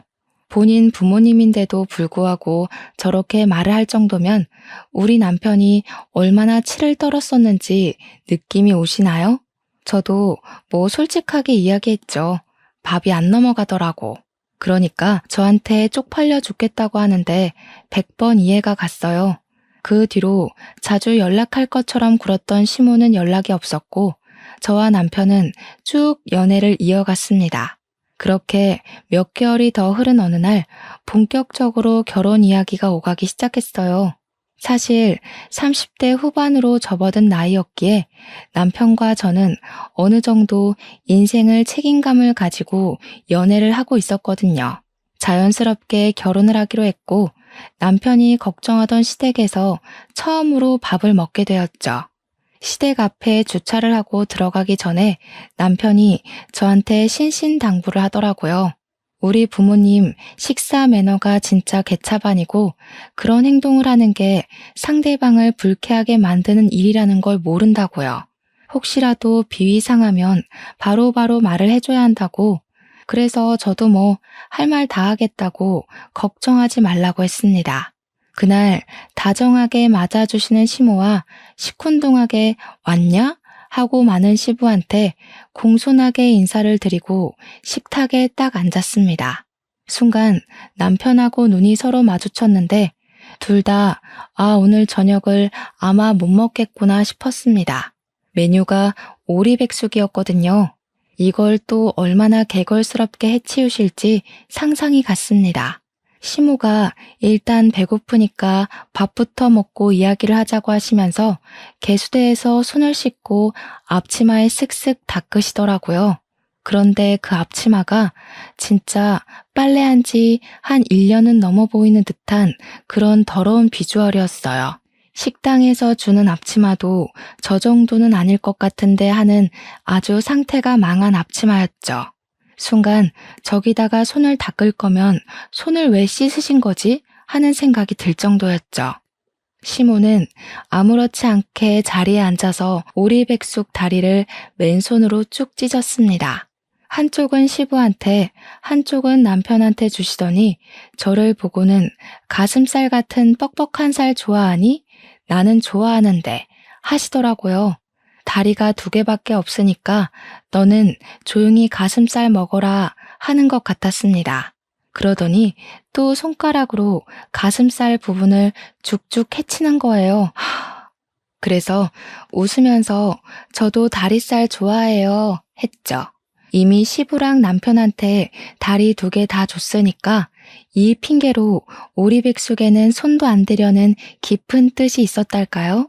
근데 예상치도 못하게 시부가 어이구 다리를 좋아해 하면서 한입 베어 물은 다리를 제 밥그릇 위에 떡하니 올려두시는 거예요. 자기가 아끼는 거 양보한 거라고 껄껄 웃으시는데 입안에 반찬들이 온데 섞인 게 보이는 것도 모자라 한입 베어문 다리살에 고춧가루가 묻어 있었습니다. 순간 비위가 확 상해가지고 우욱하면서 화장실로 뛰쳐들어갔어요. 빈속으로 간 것이었는데도 안에서 토끼가 확 몰아치더라고요. 한바탕 화장실에서 속을 가라앉히고 나오니까 시부모가 저를 보면서 눈을 동그랗게 뜨고 물어보시더라고요. 혹시 뱃속에 손주 있는 거 아니냐고, 경사난 거 맞냐고 설레발을 치시는데 놀래서 아니라고 했죠. 시모가 아니긴 뭐가 아니냐고 지금 입덧한 거잖아 하시는데 웃으면서 이야기했어요. 제가 비위가 약해서요. 드시던 걸 제 밥그릇에 올려두셔서 순간 역해서 그랬어요 하고요. 상상도 못했던 일이라 너무 당황스러웠네요 하니까 시부 얼굴이 빨개지더라고요. 깔끔쟁이 납셨네 하면서 우리 아들 짝 아니랄까봐 쌍으로 꼴값을 떤다고 하셨어요. 첫 만남에 저런 언사를 내뱉는 것도 놀라운데 남편 말대로 자기가 얼마나 비위 떨어지는 행동을 하는지 전혀 모르는 사람처럼 굴었어요. 그래도 지저분한 것보다는 깔끔한 게 낫다고 생각하는걸요. 아무리 가족이 될 사이라지만 먹던 것까지 나눠 먹을 만큼의 비위는 없어서요. 이거 아버님이 들고 가서 드세요. 시부가 절 탐탁지 않게 보는 시선이 느껴졌지만 저는 모른 척 했어요. 오히려 시모 얼굴이 더 빨개지더라고요. 그걸 보던 시부가 킁킁 기침을 2번 하시더니 시모를 부려먹기 시작했습니다. 물이나 좀 떠와 하시더니 김치 잘 나와라, 국 떠와라 하면서 시모가 앉아서 밥을 먹을 수 없게 하더라고요. 순간 결혼하고 나면 나한테 시키려나 하는 생각이 들면서 소름이 돋았습니다. 시모는 분주하게 주방과 식탁을 오갔고 시부는 쩝쩝거리고 트림을 해대면서 식사를 하셨죠. 저랑 남편은 숟가락 내려놓고 2분이 식사하시는 거 구경만 했습니다. 그렇게 밥 먹고 집으로 돌아오는 길에 남편이랑 둘이 배가 고파서 곱창집 가서 곱창을 사 먹었어요. 둘이 말없이 밥을 먹으면서도 어이가 없더라고요. 근데 그날 저녁에 시모한테서 연락이 온 거예요. 집에 잘 들어갔냐면서 영 못 먹던데 그게 비위상해서 그런 거였냐고요. 어차피 결혼하면 한 번쯤은 부딪혀야 할 이야기라고 생각해서 솔직하게 이야기를 했습니다. 제가 너무 직설적으로 이야기를 했죠. 근데 어머님, 이제 한 가족이 될지도 모르는 사이니까 말씀드릴게요. 식사할 때 그렇게 행동하시면 다들 흉봐요. 형은 씨도 가족들이니까 그동안 참은 거지. 밖에서는 흉 많이 봤을 거예요. 감자탕집에서도 그렇고 오늘도 그렇고 손가락으로 살 발라서 드신다고 다 헤집어 놓으면 나머지 부분에 누가 손이 가겠어요? 그럴 때 쓰라고 집게랑 가위가 있는 거죠. 제 말을 곰곰이 생각하시는 것 같더라고요. 한참 말이 없어서 여보세요 하고 재차 물어보니까 그제야 남에게 말로 들으니까 상당히 부끄럽다고 하시더라고요. 하루아침에 바뀌긴 어렵겠지만 최대한 고쳐보려고 노력을 하겠다고 하셨습니다. 아까 화장실에 달려가는데 입덧인 줄 알았다고 비위상해서 그런 거라는 말 듣고 얼마나 민망했는지 모르겠더라고 하시며 앞으로는 조심하겠다고 고쳐보겠다고 하시는데 시모는 그래도 말이 통하는 사람이라 다행이었습니다. 그 이후에 상견례 자리가 마련됐는데 시모가 의식을 하신 건지 한정식집이 아닌 양식집으로 가게 됐어요. 반찬을 나눠 먹어야 하는 한정식집은 식습관 때문에 걱정이 되셨나 봐요.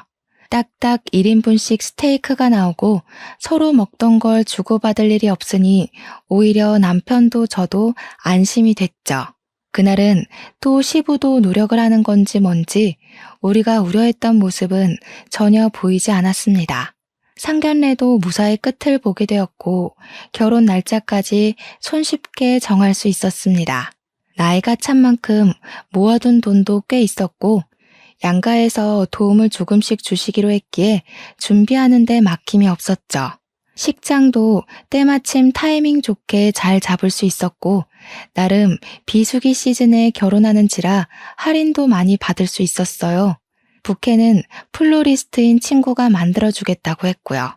웨딩 촬영이니 신혼여행이니 메이크업이니 먼저 시집간 친구들의 도움을 받아 일사천리로 준비했습니다. 결혼식 하는 날은 정말 정신이 없더라고요. 친구들이 하는 말을 그냥 흘려들었었는데 아침부터 분주하게 움직이고 몸이 피곤한데 피곤한 걸 못 느낄 정도로 바빴습니다. 결혼식이 끝나고 신혼여행을 바로 떠났기 때문에 비행기에서도 뻗어서 자느라 바빴고요. 여행 잘 마치고 한국으로 돌아와서 처음으로 한 일은 시댁에 인사를 드리러 간 것이었습니다. 한복까지 곱게 차려입고 시댁에 가서 식사를 하는데 그때부터 미묘한 신경전이 펼쳐지기 시작했어요. 시부가 이제는 우리 집 식구니까 알아서 잘해라 하더니 밥 먹는 내내 자꾸 심부름을 시키더라고요. 며느리야, 내 물잔이 비어있다. 며느리야, 굴전 좀 더 가져와라 하면서요. 심지어 굴전은 식탁에 올려진 접시가 마지막 접시여서 더 없어요. 그게 마지막이에요. 하고 말씀드렸죠. 그랬더니 저한테 더 붙여오면 되는 거 아니냐고 성질을 팍 부리시는 겁니다. 저도 은근히 오기가 생겨서 지고 싶지 않더라고요. 그래서 밥 먹고 붙여올게요 했어요. 그러니까 시부가 아니 지금 당장 먹고 싶다고 당장 해오라고 하면서 지지 않으려고 하셨어요.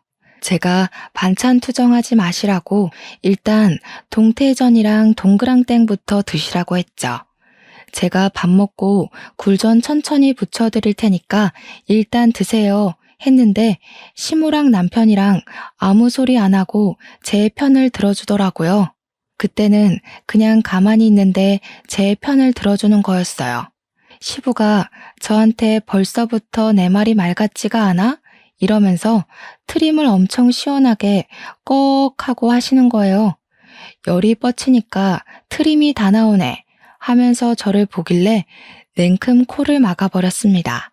시부가 엥? 하면서 눈 동그랗게 뜨고 저를 쳐다보더라고요. 아버님, 식사 매너가 이게 뭐예요? 밥 먹다 말고 사람 면전에 대놓고 트림을 하시면 어떡해요? 그동안 친구분들이나 가족들이 밥 먹을 때 그런 행동하지 말라고 안 했어요? 너 지금 나 가르치냐? 내가 애야? 요즘 애들은 그런 행동 안 해요. 5살 먹은 애들도 안 하겠어요. 그러니까 시부가 불그락 푸르락 해져가지고 어디 이런 대바라진 계집애가 들어왔냐고 하시더라고요. 제가 픽 하고 웃으면서 지금이라도 알려드려서 다행인 줄 아시라고 그런 행동 고치시라고 했죠. 시부가 삿대질을 하면서 야, 나 너랑 겸상 안 할란다. 집에 가라. 굴전이고 뭐고 필요 없다. 하시대요. 그냥 그 자리에서 일어나서 남편한테 가자고 말했죠. 우리 남편도 보니까 밥이 그대로 있더라고요. 한 숟갈도 제대로 못 든 거였어요. 시모만 안절부절해가지고 밥 더 먹고 가지 하는데 제가 어머님께 손뼉을 치면서 이야기를 했죠. 어머님, 식사 매너가 너무 좋아지셨어요. 굿굿. 다음에는 남편이랑 이렇게 셋이서 밖에서 밥 먹어요. 우리 시모는 저한테 칭찬을 받아서 그런 건지 쑥스럽게 웃으면서 노력했어 하시더라고요. 그 뒤로는 뭐 시모도 안 시키는 시집살이를 시부가 시키고 싶어서 안달난 사람처럼 굴었어요. 괜히 집으로 불러다가 우리 집에 안마의자 하나 놔주라 하시면서 옆집 경태기네는 이번에 며느리가 안마의자 500만 원짜리 떡하니 사줬다더라 하셨어요. 그러자 옆에 있던 남편이 인상 팍 쓰면서 거기는 경태기네 아버지가 며느리 차 사줬잖아요 하더라고요. 시부가 남편을 말로 이기기 힘들겠다 생각이 들었는지 저를 보면서 괜히 빈정거리시더라고요. 지금 내가 차 안 사줬다고 안마의자 하나 못 사주겠다는 거야? 하면서요. 저도 이대로 질 수 없잖아요. 아버님, 저 안마 진짜 잘하는데 한번 누워보세요. 아무리 그래도 안마의자보다는 사람이 직접 하는 게 좋지 않겠어요? 미심쩍어 하면서 엎드려 누운 시부의 등이랑 허리를 사정없이 밟았습니다. 시부가 돼지 멱다는 소리를 내면서 꺽꺽 하시는데 자근자근 밟으면서 많이 뭉치셨네요. 밟아야 풀려요 했어요. 시부가 내려와라 소리치는데 꿋꿋하게 밟았죠. 쓱 뒤를 보니까 시모가 웃음을 참느라 입을 손으로 틀어막고 있었습니다. 저한테 야, 나 죽겠다. 내려와. 하는 시부의 말을 살포시 무시하고 꾹꾹 눌러 밟았습니다. 아버님, 이만한 며느리 없죠? 안마 필요하시면 저 부르세요. 제가 해드릴게요. 안마 의자보다 사람 손맛이 좋죠. 우리 아버님도 옆집 가서 자랑하셔야겠다. 한참을 밟히던 시부가 저를 휙 노려보는데 애같이 구는 모습이 웃겨서 웃었죠 뭐. 원래 웃는 얼굴에는 침 못 뱉는다고 하잖아요. 하루는 시부가 자기도 젊은 애들이 다닌다는 청담동 미용실 가서 머리 한번 해보고 싶다고 저를 조르더라고요. 어떻게든 제 돈을 쓰고 싶어서 난리난 사람처럼 굴면서 그런 미용실은 몇십만 원 한다며 며느리 돈 좀 써보자 하셨죠. 그런데 우리 시부가 약간 탈모가 있으시거든요. 대머리까진 아니어도 듬성듬성해요. 그래서 시부한테 말했죠. 뭐 아버님 머리는 미용실 가서 뭘 하시는 게 중요한 게 아닌 것 같다고요. 머리숱이 듬성듬성해서 가발을 맞춰야 할 것 같은데요. 저랑 남대문에 가발 잘하는 집 가서 가발이나 하나 맞추세요. 우리 시부가 머리숱 때문에 젊었을 때부터 스트레스 받았다는 이야기를 시모한테 전해 들었거든요. 버럭하시면서 네가 나를 대머리 취급하냐고 열을 올리시는데 태연하게 말했죠. 제가 언제 대머리라고 했냐고. 숱도 별로 없어서 청담동 미용실 가봐야 지금이랑 다를 거 없다고. 이미지 변신하고 싶으면 가발하는 게 낫다고 했더니 가발은 됐대요. 자존심이 있다 뭐 이런 거 아니겠어요? 결혼한 지 8개월이 넘어가던 시점에 저와 남편에게도 축복받을 일이 생겼습니다. 바로 임신을 하게 된 것이었죠. 바로 남편이랑 같이 병원으로 달려가니까 임신한 지 5주쯤 된 것 같다고 심장 소리는 1, 2주 후에 들을 수 있대요. 근데 피고임이 조금 보인다고 절대적인 안정이 필요하다면서 집에서 아무것도 하지 말고 쉬라고 했어요. 남편이랑 같이 고민을 조금 했어요.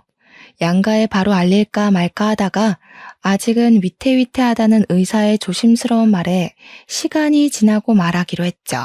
3주를 더 기다렸고 피가 고인 것도 사라지고 애 심장도 잘 뛴다는 소리를 들었습니다. 기본적인 검사에서도 아주 안정적이라고 잘 먹고 잘 쉬라고 하셨어요. 입덧이 곧 시작될 거라는 말에 시댁이랑 친정에 임신 소식을 전했습니다. 양가에서는 난리 법석을 떨었고 손주가 생겨서 신이 난다고 하시며 우리 집에서 임신 축하 선물이라고 금팔찌를 해주셨어요. 무려 3돈짜리 팔찌를 해주시면서 나중에 아이 태어나면 녹여서 목걸이를 해주라고 하셨습니다. 원한다면 아이 거 팔찌랑 발찌도 해주시겠다고 튼튼하게만 낳으라고 하셨죠. 시댁에서도 아이가 생겼다고 하니 경사라고 먹고 싶은 거 없냐고 놀러 오라고 하시길래 남편이랑 같이 갔습니다. 제가 금팔찌를 끼고 갔더니 시부가 빤히 보다가 손목에 그건 뭐냐? 하고 물어보시더라고요. 친정에서 임신 축하 선물이라고 3돈짜리 금팔찌 해주셨다고 하니까 버럭 화를 내시는 거예요. 지금 시위하는 거냐고, 우리는 선물 준비 안 했다고 일부러 지금 꼽주려고 이런 걸 차고 온 거냐고 자격지심을 막 부리시는 거예요.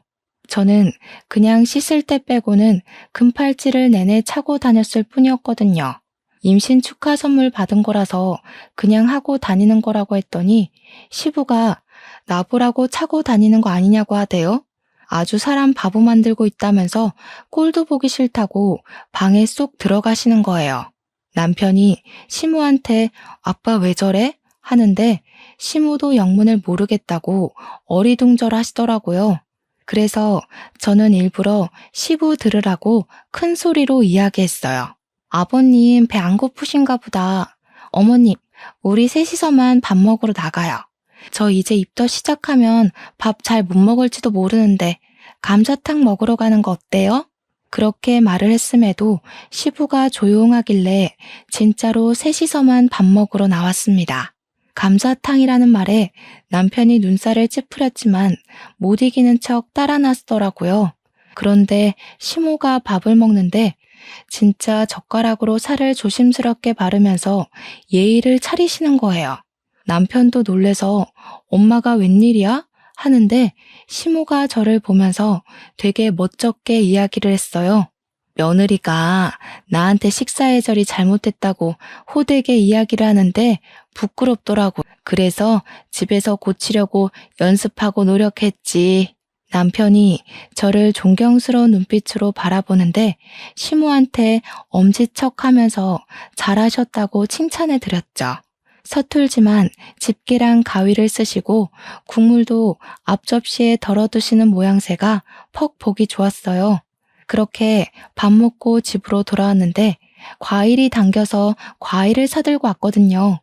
시모랑 남편이랑 셋이 두런두런 이야기를 나누면서 과일을 먹고 있는데 시부가 씩씩거리면서 나오시더라고요. 진짜 내 밥 없어? 안 사왔어? 너희들 입만 입이고 나는 주둥이야? 하는데 시모가 부랴부랴 밥상 차리더라고요. 그러게 같이 가자고 했을 때 갔으면 얼마나 좋아요? 왜 삐쳐서 같이 밥 먹을 기회를 날리세요? 같이 밥 먹었으면 어머님이 밥상 차릴 일도 없고 얼마나 좋아요.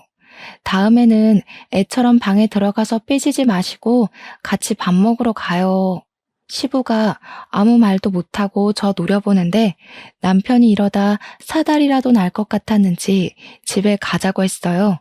그렇게 시간이 또 조금 흐르고 예상했던 대로 입덧이 시작되었는데 남들과 다르게 먹덧으로 온 거예요. 하루 종일 먹고 싶은 게 모락모락 생각나는데 미치겠더라고요. 특히 그 맛집 감자탕이 너무 먹고 싶어서 결국 시모한테 퇴근하고 감자탕 먹으러 가자고 졸랐어요. 시모가 좋다고 하더니 시부도 가겠다고 하는데 괜찮겠냐고 하시더라고요. 그래서 뭐 알겠다고 비위상해서 못 먹을 것 같으면 포장해와서 먹으면 된다고 했죠. 남편은 야근이라 시부모랑 셋이 가게 됐는데 오랜만에 본 시부의 먹는 모습은 진짜 적응이 안 되더라고요. 시부의 쩝쩝거리는 소리는 식당 전체를 울리는 듯했고 트름까지 꺽꺽 해대면서 밥을 먹더라고요. 아니, 식사 내내 탄산음료를 찾아대니까 한 번 먹고 트림하고 두 번 먹고 트림하고 할 수밖에 없었죠. 시모한테 살이나 좀 발라보라면서 젓가락으로 깨작거리지 말고 손으로 살 좀 발라오라고 김치 다 먹었으니까 셀프 코너 가서 김치 좀 가져와라 하는데 짜증이 확 나더라고요. 저 진짜 감자탕이 엄청나게 먹고 싶어서 시모 졸라서 간 거였는데 시부 먹는 거 보니까 입맛이 뚝 떨어지는 거예요. 시부한테 인상 팍 쓰고 아버님 때문에 비위상해서 밥을 못 먹겠어요 하면서 젓가락을 탁 내려놨어요. 그러니까 도끼 눈을 뜨고 뭐가 어쩌고 어째 하시는 거예요. 저는 포장해서 집에 가서 남편이랑 먹을래요 하고 시부는 보지도 않고 핸드폰만 만지고 있었어요. 그러니까 시부가 이렇게 안 먹을 줄 알았으면 괜히 큰 거 시켰네 하시더라고요.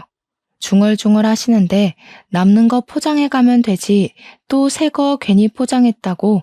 남는 거 싸가기 싫어요. 아버님이 숟가락 푹푹 담가 드셨잖아요. 저랑 어머님이랑 국자로 떠서 앞접시에 덜어 먹는데. 그러니까 저한테 아이고 지랄도 유분수다 하시는데 제가 우리 애 들으니까 욕은 하지 마시라고 했죠. 밑바닥까지 긁어먹을 기세로 쩝쩝거리면서 드시다가 갑자기 시부가 주위를 쑥 둘러보더라고요. 눈치 보는 사람처럼 기웃기웃 하시더니 갑자기 머리카락을 쥐어 뜯으시는 거예요. 가뜩이나 머리숱 없어서 스트레스 받는다고 하시더니 저게 뭐 하는 짓인가 하고 보고 있었죠. 자기 머리카락 한 3개 정도는 툭툭 뽑더니 감자탕에 쑥 넣는 거예요. 제가 놀래서 뭐 하세요? 하고 물어봤더니 조용히 하라면서 가만히나 있으래요. 저는 진짜 경악스럽고 비위상해서 미칠 것 같았습니다. 아줌마 이리 와봐. 여기 이거 봐봐. 머리카락이 이만큼이나 나왔잖아. 사람 먹는 음식에서. 주방 관리를 어떻게 하길래 머리카락이 하나도 아니고 3개나 나와? 종업원을 붙잡고 시부가 역정을 내니까 카운터에 있던 주인 아줌마가 헐레벌떡 달려오셨어요. 시부 얼굴을 한참 보다가 감자탕을 보더니 주인 아줌마가 인상을 팍 구기더라고요. 아니, 아저씨, 눈 크게 뜨고 잘 봐. 이 흰 머리카락에, 이 길이에 이거 아저씨 거 아니야? 내가 긴가민가 했는데 딱 보니까 알겠네. 지난번에도 머리카락 나왔다고 공짜로 포장까지 해간 아저씨 맞지? 아니, 왜 생사람을 잡고 그래? 나 이 집 처음 왔어. 시부가 당황한 듯 눈알을 굴리면서 주인 아줌마의 시선을 피하더라고요. 보아하니 하루 이틀 해먹은 수법이 아닌 것 같았습니다. 처음 오긴 뭘 처음 와. 내가 기억이 다 나는데. 아저씨 지난번에도 머리카락 나왔다고 고래고래 소리 지르면서 난리 쳤잖아. 내가 그래서 가게에 CCTV 죄다 달아놨어. 어디 한번 돌려봐. 경찰 불러? 경찰이라는 말에 시부가 당황했는지 입 꾹 다물고 가만히 있는 겁니다.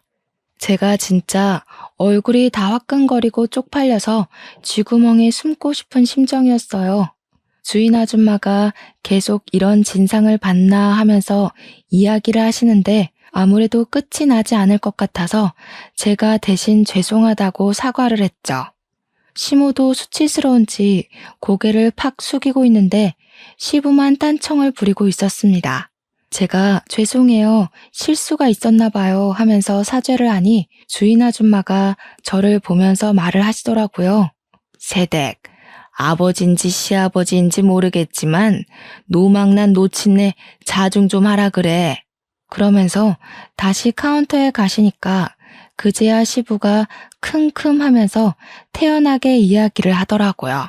원래 이런 거 잘 안 걸리는데 재수가 옴붙었네 하시면서요. 주인 아주머니께 다시 한번 사과를 드리고 계산하고 포장된 걸 받아 나와서 가게 앞에서 시부한테 소리를 쳤어요. 태어나서 처음으로 그렇게 어른에게 화를 내본 것 같습니다. 아버님, 쪽팔리게 이게 무슨 짓이에요? 우리 아이 보기 부끄럽지도 않으세요? 우리 애한테 이런 할아버지 있다고 말해주고 싶지도 않아요, 정말. 이런 버릇 고치기 전까지 저희 부부 볼 생각도 하지 마시고 손주 볼 생각도 하지 마세요. 뭐야? 며느리가 어디 시아버지한테 그런 막말을 하고 그래? 너 말 다 했어? 제발 그만 좀 해. 시모가 처음으로 시부한테 소리를 버럭 질렀습니다. 얼굴이 새빨개져서 씩씩거리면서 울분을 토해내는데 제가 다 입이 다물어지더라고요. 쪽팔린 줄 알아. 내가 며느리 보기 부끄러워서 살 수가 없다. 한두 번도 아니고 지금 몇 번째야. 내가 집에서도 밥 먹으면서 트림하는 거 고치라고 했어, 안 했어? 숟가락으로 회에 국물 젓는 것도 하지 말라고 했지. 당신이랑 같이 밥 먹으면 체할 것 같아, 비위상해서. 밥 안 먹으면 뭐 당신이 집 나가서 살 거야, 어쩔 거야. 한평생 잘 살다가 갑자기 왜 깨끗한 척 고상한 척이냐고. 그래, 나 나가 살란다. 내가 우리 아들네 집에 빌부터 살아도 당신 그 버릇 고치기 전까지는 집에 안 들어가. 두 분이 거기서 씩씩거리면서 싸우는데 제가 뭐 별 수 있겠습니까? 어쩔 수 없이 시부 모시고 집으로 돌아왔습니다. 시부는 끝까지 자기가 잘못한 게 뭐냐고 택시를 타고 돌아가셨고요. 남편이 감자탕이랑 같이 온 시부를 보고 깜짝 놀라서 이 시간에 웬일이냐고 물어보았죠. 시부랑 감자탕집에서 있었던 이야기를 말해주니까 남편이 시부한테 잘했다고 한 번쯤은 이야기했어야 했다고 하더라고요. 며칠 쉬신다 생각하고 우리 집에서 지내면서 아버지 버릇 좀 고치게 해야 된다고 시부를 응원했어요. 그런데 또 웃긴 게 시부도 자존심만 세가지고 그런 건지 한 일주일 넘게 시부한테 연락도 하지 않고 저랑 남편한테도 연락이 없었습니다. 2주일이 딱 되는 날 시부한테 연락이 와서는 밥 먹는 거 깔끔하게 먹도록 노력해보겠다고 돌아오라고 했대요. 시부가 혼자 가겠다는 걸 저랑 남편도 한번 두고 보자 하는 심산으로 따라 나섰습니다. 시부가 밥도 제대로 못 먹은 건지 초췌한 모습으로 거실에 앉아 있다가 우리 부부를 보고는 인상을 팍 쓰더라고요. 너네는 왜 줄줄이 소시지처럼 따라왔냐고 하셨죠. 그래서 제가 그랬죠. 아버님 식습관 고친다고 하셔서 그거 한번 보려고 따라왔다 말했고요. 그러고는 애증의 감자탕을 떡하니 꺼내놨습니다. 시부가 또 감자탕이냐고 한숨을 푹 쉬더니 포장 용기 뚜껑을 열어서 조심히 뼈를 잡더라고요. 한숨 푹푹 쉬면서 젓가락으로 서툴게 일일이 살을 바르고 국자로 국물 떠서 앞접시에 퍼 드시더라고요. 쩝쩝 소리 안 내려고 입국 다물고 천천히 씹어 삼키시는데 아주 고역으로 보였습니다. 그래도 이 정도로만 드시면 비위는 안 상하겠다 싶어서 손뼉을 쳐드렸죠. 우리 아버님도 노력하시니까 다 잘하시네요. 앞으로도 그렇게 식사 매너 지켜주세요. 시부가 할 말은 많은데 할 수 없다는 표정으로 저를 슬쩍 노려보셨어요. 저는 일부러 더 해사하게 웃으면서 앞으로도 이렇게만 하시면 좋겠네요 했고요.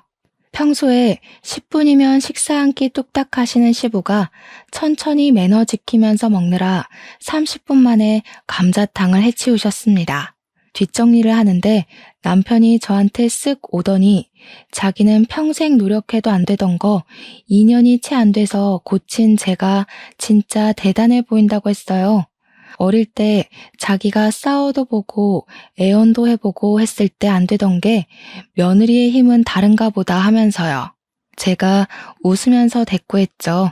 가끔은 가족이 이야기하는 것보다 남이 이야기하는 게 더 잘 먹힐 수도 있다고요. 남편이 고개를 끄덕이면서 맞장구를 쳐주었습니다.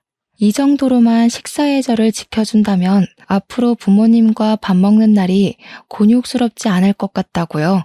저한테 고맙다고 몇 번이나 말을 해주더라고요. 그동안 마음고생이 심했을 우리 남편을 저도 토닥여 주었습니다. 결혼한 지 몇 년이 흐른 지금 우리 아이가 벌써 둘이에요. 두 아이 모두 밥 먹는 것만큼은 예의 바르게 지도하고 있는 중입니다. 지금까지도 시부모 두 분 다 밥 먹을 때 항상 조심하려고 노력하고 있는 중이고요. 우리 애들도 덕분에 앉은 자리에서 움직이지 않고 최대한 흘리지 않으려 노력하면서 밥을 먹고 있어요. 이래서 처음 버릇을 잘 들여야 나중에 늙어서도 고생하지 않는 거겠죠? 가장 기본적인 문제지만 고치기 어려운 습관이라고 생각합니다. 하지만 노력하면 안 되는 건 없다는 걸 이번 기회에 제대로 알게 됐어요. 혹시라도 주위에 똑같은 일을 겪고 계신 분들이 있다면 부딪혀서 이겨버리세요. 세상의 노력으로 안 되는 건 없답니다. 우리 청취자 여러분도 현명하게 난관을 이겨내시길 바랄게요. 추워지는 날씨에 뜨끈한 감자탕이 절로 생각나는 밤입니다. 내일은 시부모님 모시고 감자탕이라도 먹으러 나가봐야겠어요. 그럼 제 이야기는 여기서 마치도록 하겠습니다.